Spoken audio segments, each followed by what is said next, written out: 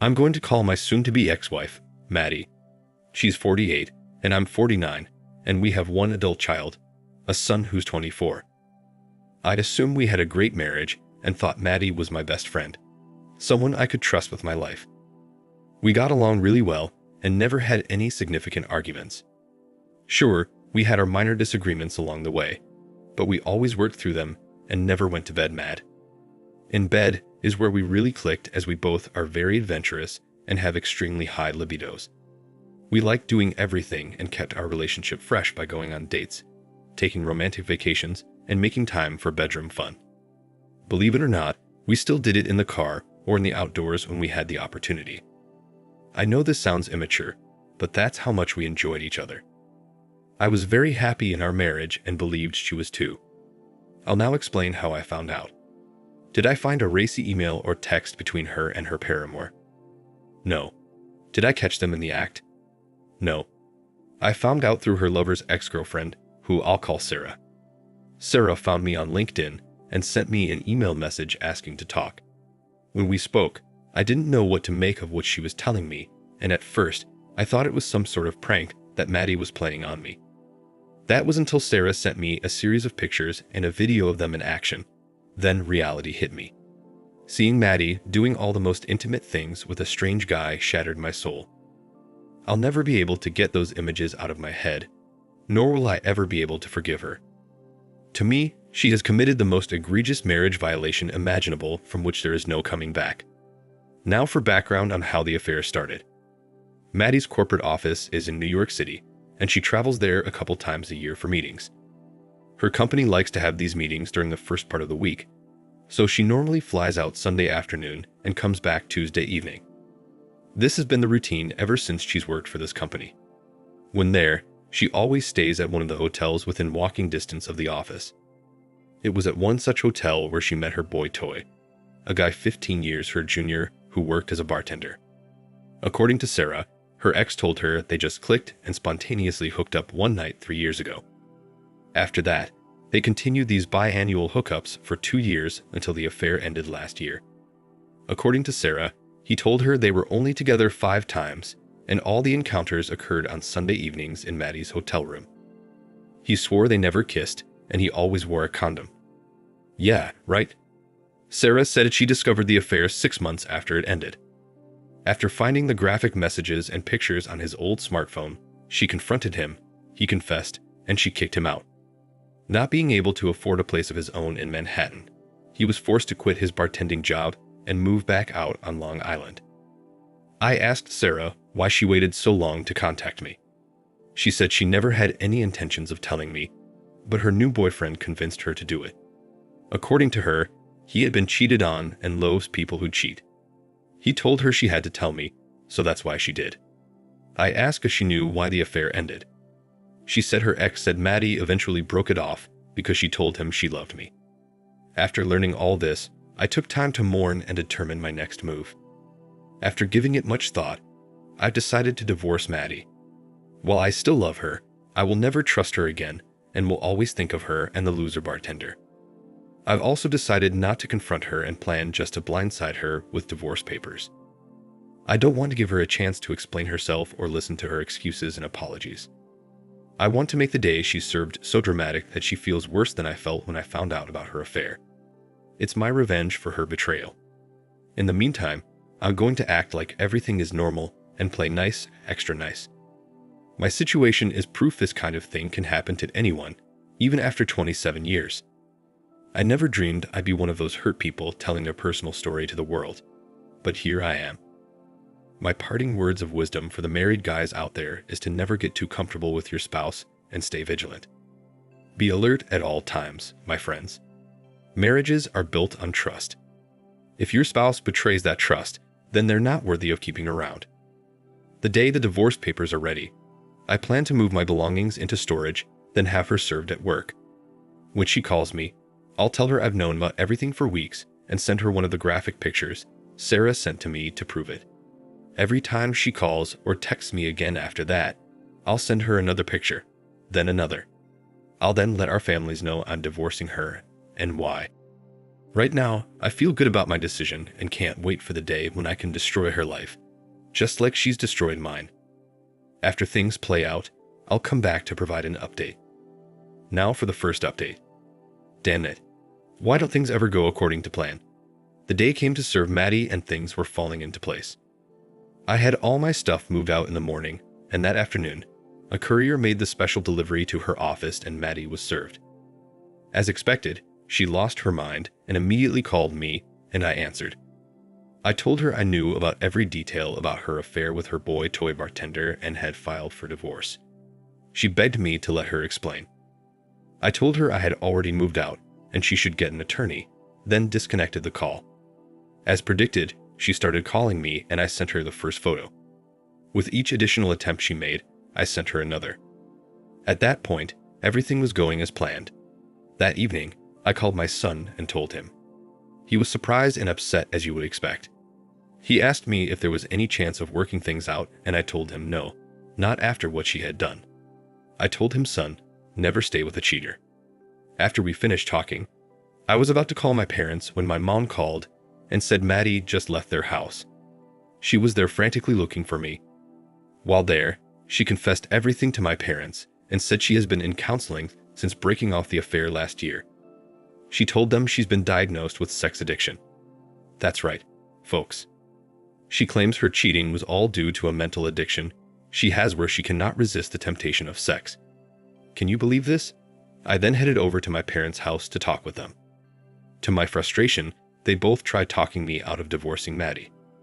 They weren't condoning what she did, but said it says a lot that she broke off the affair on her own and has been in treatment ever since. My mom was especially vocal, but Dad also tried to soften me up. I told him a man should never stay with a cheater, and I was shocked and disappointed by their reaction. I told them the whole addiction thing is nothing more than an excuse for cheating. To me, I believe in the saying, if you do the crime, you must do the time. The ultimate time or penalty for marital cheating is to divorce, and that's what I'm going to do. Before I left, my parents told me they will support whatever decision I make, but ask that I think about it. I told them I already had and left. When I got back to the apartment I rented, I called Maddie's dad to tell them I was coming over to talk. He told me Maddie was just there, and she told them everything, just as she had done with my parents. He said he doesn't believe the whole addiction thing either, but asked if I would take some time before I threw in the towel. We talked more, and I didn't promise anything, but I said I'd think about it. I'm very close with her parents, so divorcing will mean losing them too, which will be difficult. That night, Maddie tried calling me several times, but I didn't answer. Saturday morning, my son called and told me his mother called him last night too, and confessed to everything. I have to give her credit for that. She has taken full responsibility for her actions and has confessed to our entire family. My son told me he was thoroughly disgusted with his mother and fully supports me. He said he knows I'll be getting a lot of pressure from his grandparents and said he will support whatever I decide to do. He told me if his current girlfriend ever does something like this to him, he'll break up with her on the spot. So that's where things are now. I'm kind of in a temporary holding pattern. While I want nothing more to fast-track divorcing my wife, I also don't want our families to think less of me for rushing things. Has anyone on here been in a situation like this? How did you handle it? I'd love to hear your thoughts on what you would do in this situation. Now for the second update. I've read all your comments and appreciate the advice, even from those of you I disagree with. Let me first say I'm still moving forward with the divorce, but I have agreed to meet with my soon-to-be ex-wife to clear the air, so to speak. I'm going to give her 60 minutes to say her piece, and that's it. My attorney strongly suggests I not do so, but insisted if I do, we meet at his office and the meeting be recorded. I countered his recommendation and suggested I meet her at a neutral location with witnesses and record the meeting. He said this was okay, but told me to be very careful with what I say and do, as he's seen these things backfire on the betrayed spouse. I've set the meeting up for next Tuesday at her parents' house. My son will be with me and is going to record it using his tripod gimbal. He, along with my in-laws and my mom, will be in the next room. My dad can't be there because he has a doctor's appointment at that time. I'm meeting with her just to check the box that I at least met with her to satisfy my parents and in-laws. I'll update here after I speak with Maddie. Now for the third update. We had the meeting, and it went better than I expected, but it was difficult for me. I let her speak uninterrupted. The only thing I asked is that she not use the sex addiction thing as an excuse, and she agreed she wouldn't. She started off telling me how much she loves me and misses me, and that what she did was wrong, stupid, and it meant nothing. All the things that you would expect her to say. She looked at me for a response, and I just told her okay, and gave her a look of, is there more? She went on to say that she came to her senses last year after continuing the affair for 2 years, and since that time, she has put herself into therapy. She said she kept all this from me for obvious reasons, as she didn't want to lose me. Maddie said therapy has really helped her, and that her therapist felt she had now worked through the mental drivers that made her cheat. I asked if her therapist felt this was just a temporary thing. Maddie said yes. I then asked her what happens when the next 30-year-old bartender comes along. She just looked at me and started crying. I told her she better continue, as the clock was running. She then transitioned into asking me if I had been happy with her, and if there was anything more she could have done for me throughout our marriage. I told her I was very happy before this, and yes, there were things she could have done. The most important things being trustworthy and loyal. Maddie said she was as she loved only me. I gave her a side-eye look and laughed in her face. She then tried explaining herself, which didn't go well. She said she only cheated when she was away, and therefore never neglected me. She went on to say that because they never kissed, and he wore condoms, that made a difference somehow.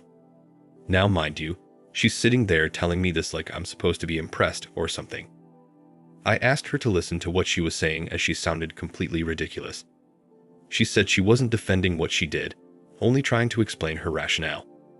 I asked her why she'd do it if she was so happy. She said she was just taken away with the idea of a young handsome guy being interested in her physically. She said even though I made her feel beautiful, she felt like she was no longer attractive. Now by this time, 45 minutes had passed, and I told her she had 15 minutes left to give me her elevator speech. She told me if I gave her another chance, we could go right back to where we were before. I again told her that was impossible, as I could never trust her and will always imagine her with her boy toy every time I look at her. She then suggested a one-sided open relationship as an option. She said I could do whatever I wanted with whoever I wanted, and she'd remain faithful to me. I quickly shot that down and told her I wasn't like her. This made her cry, and she spent the rest of the time begging me to take her back. I just let her cry and beg, not saying a word. When the hour was up, I got up, picked up the gimbal with my son's phone attached, and walked out of the room. Before I left, I had my son send me the video via the Dropbox app, and I left. Maddie sent me a text later that evening thanking me for meeting with her, but I never replied. Now that I checked that box, I plan on calling my attorney in the morning and telling him to fast-track the divorce process. Now for the final update. Hello everyone. I'm sorry for not providing an update sooner, but I obviously had a lot going on. Our divorce was finalized last Wednesday. We split everything 50-50, and she decided to stay in our family home and buy out my portion of the equity. According to her, she did this as she believes one day we will reunite and live together there once again. As for the divorce process, it was very emotional and mentally taxing for me. As time went on, my resolve started getting shaky, and I thought many times of just calling it off and getting back with Maddie, but I knew if I did, I'd end up being miserable. Complicating matters further, when we went in for our first hearing, the judge ordered 60 days worth of counseling for us. 60 days. She told our attorneys that we had to complete the sessions before she'd hear the case. I asked my attorney if she had the authority to demand this, and he said she does, and there wasn't much we could do about it. He cautioned me not to protest too loudly or file any type of challenge, stating doing so could work to my detriment, as the judge may hold this against me. So, I suffered through 16 sessions. It was a painful and worthless process as far as I was concerned. Not so much with Maddie, but with the therapist. She seemed to put all the attention and blame on me. I had to remind her a few times that I wasn't the one who cheated here. Eventually, after feeling browbeat for several sessions, I came up with a strategy to get her off my back. I told her that I viewed Maddie as my worst enemy. She asked me why I would say that, and I explained that no one has ever betrayed me like she has. I said no one in my family has, None of my friends have. None of my coworkers have.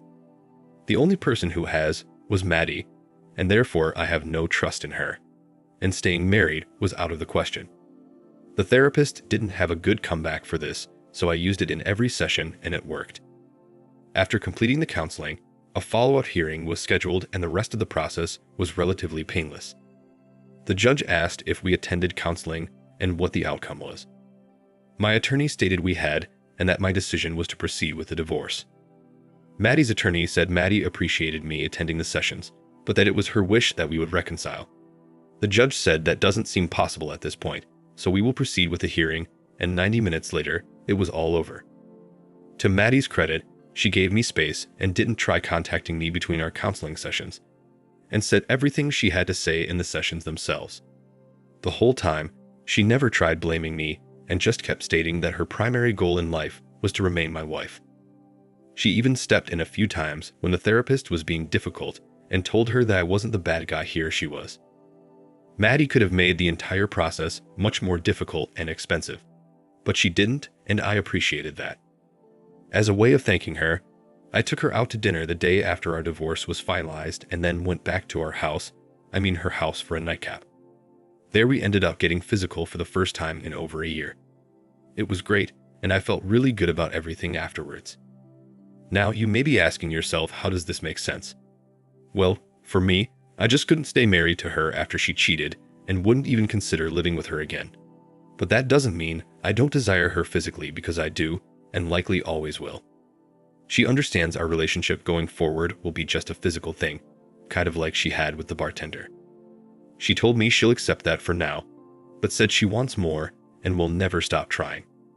While I've not yet done so, I do plan to start dating other women, and Maddie knows this. I explained to Maddie, if one of those relationships turns into something serious, then I will end our relationship. She told me she understands, but doesn't want to think about that and doesn't like it. She also told me she plans to remain monogamous and committed to me even if I do find someone else.